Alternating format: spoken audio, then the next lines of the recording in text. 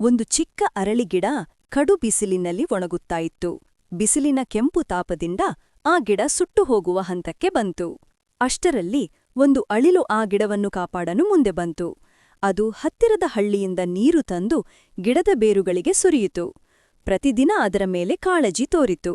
ಹೀಗೆ ದಿನಗಳು ಕಳೆಯುತ್ತಾ ಆ ಗಿಡ ದೊಡ್ಡ ಮರವಾಯಿತು. ಹಸಿರು ಎಲೆಗಳು, ಹೂಗಳು, ನಂತರ ಸಣ್ಣ ಸಣ್ಣ ಫಲಗಳು ಬಿದ್ದವು. ಅಳಿಲು ಆ ಫಲಗಳನ್ನು ತಿನ್ನುತ್ತಾ ಮರದ ಕೊಂಬೆಗಳಲ್ಲಿ ತನ್ನ ಮನೆ ಕಟ್ಟಿಕೊಂಡಿತು. ಸಂತೋಷದಿಂದ ತನ್ನ ಮರಿ ಅಳಿಲುಗಳ ಜೊತೆ ಆಟವಾಡತೊಡಗಿತು. ಒಂದು ದಿನ ಹತ್ತಿರದ ರಸ್ತೆಯಲ್ಲಿ ದೊಡ್ಡ ಬಸ್ ಬರುತ್ತಿತ್ತು. ಅಳಿಲು ಅದನ್ನು ತಡೆಯಲು ಪ್ರಯತ್ನಿಸಿತು. ಆದರೆ ಬಸ್ ನಿಯಂತ್ರಣ ತಪ್ಪಿ ಮರಕ್ಕೆ ಡಿಕ್ಕಿ ಹೊಡೆದಿತು. ದೊಡ್ಡ ಮರ ನೆಲಕ್ಕೆ ಬಿದ್ದು ಹೋಯಿತು. ಅಳಿಲಿನ ಮನೆ ಚೂರುಚೂರಾಗಿ ಬಿತ್ತು. ಮರಿ ಅಳಿಲುಗಳು ನೆಲಕ್ಕೆ ಬಿದ್ದರು.